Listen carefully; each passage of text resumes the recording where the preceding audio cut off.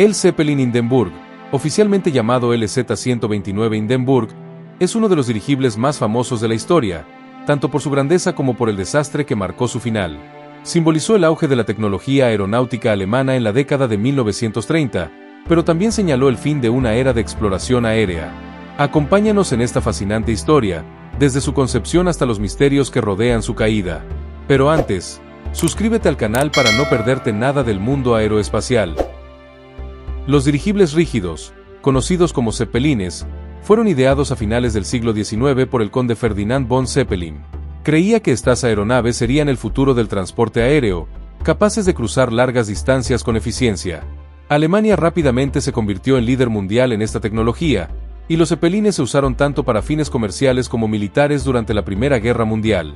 Después de la guerra, la tecnología continuó avanzando, y el Hindenburg fue diseñado para ser el dirigible más grande y lujoso jamás construido. Su propósito era servir como una alternativa al transporte marítimo, ofreciendo viajes transatlánticos más rápidos y cómodos. El Hindenburg fue construido por la Zeppelin Company en Friedrichshafen, Alemania, entre 1931 y 1936. Era una aeronave gigantesca, con una longitud de 245 metros, equivalente a 3 aviones Boeing 747 alineados, un diámetro de 41 metros, una velocidad máxima de 135 km por hora y un alcance de más de 14.000 kilómetros. Su estructura estaba hecha de duraluminio, una aleación ligera y resistente utilizada en la industria aeronáutica. El revestimiento exterior estaba compuesto por tela de algodón recubierta con un barniz que contenía polvo de aluminio, lo que ayudaba a reflejar el calor solar. Dentro de la estructura, 16 células llenas de gas proporcionaban la sustentación necesaria para el vuelo.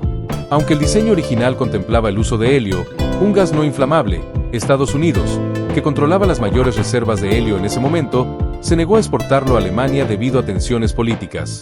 Por ello, los ingenieros optaron por el hidrógeno, un gas altamente inflamable pero abundante y económico. El Hindenburg no era solo una aeronave, era un símbolo de lujo y modernidad.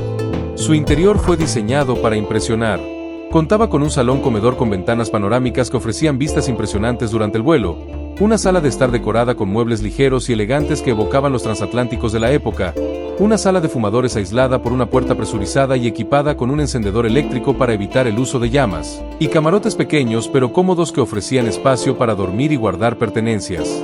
Además, incluía un piano de aluminio diseñado especialmente para ser ligero y resistente a las vibraciones del vuelo. Los pasajeros eran tratados como miembros de la élite, con comidas exquisitas, bebidas de alta calidad y un servicio de primer nivel. El Hindenburg realizó su vuelo inaugural el 4 de marzo de 1936. El 31 de marzo, partió por primera vez desde Friedrichshafen hacia Río de Janeiro, operando en la actual base aérea de Santa Cruz, que aún conserva el hangar utilizado para almacenar el dirigible. Durante su primer año de operación, completó 17 viajes transatlánticos, transportando a más de 2.700 pasajeros entre Alemania, Estados Unidos y Brasil.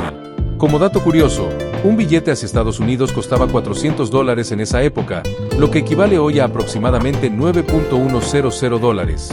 A bordo, los pasajeros podían cruzar el Atlántico en unos 2 o 3 días, un tiempo mucho más rápido que los barcos de la época, que tardaban semanas.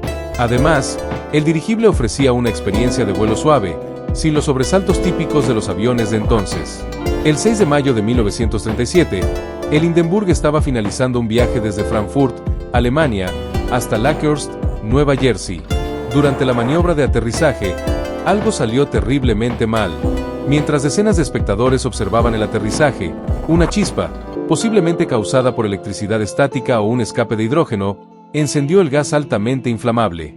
En solo 34 segundos, el Hindenburg fue consumido por las llamas y cayó en una escena dramática que conmocionó al mundo. De las 97 personas a bordo, 36 murieron, incluidos 13 pasajeros, 22 tripulantes y una persona en tierra. El desastre fue ampliamente documentado por fotos, películas y transmisiones de radio, convirtiéndose en uno de los primeros grandes eventos capturados en tiempo real por los medios. Estudios modernos sugieren que el revestimiento del dirigible, hecho de algodón tratado con compuestos químicos inflamables, contribuyó a la velocidad de propagación del fuego. Aunque la teoría del sabotaje fue considerada en su momento, la mayoría de los expertos cree que la causa fue un accidente, posiblemente relacionado con electricidad estática y fugas de hidrógeno. Muchos supervivientes escaparon saltando del dirigible mientras aún estaba en el aire, o fueron rescatados por el equipo en tierra. El capitán Max Pruss sufrió quemaduras graves, pero sobrevivió y continuó trabajando en la aviación. Tras el desastre, la confianza del público en los dirigibles se desplomó, y la aviación comercial pasó a centrarse en los aviones, que eran más rápidos y seguros. En esa época, la aviación ya contaba con los icónicos DC-3, y la tecnología de presurización de cabina estaba dando sus primeros pasos. Aunque el Hindenburg es recordado principalmente por su trágica caída, también representa un momento de innovación y audacia en la historia de la aviación. Su historia es un recordatorio de las lecciones aprendidas de los errores del pasado y de la búsqueda continua de seguridad y eficiencia en los cielos. Si te gustó este contenido, no olvides darle like, compartir y suscribirte al canal Mundo Aeroespacial para más historias fascinantes de la aviación.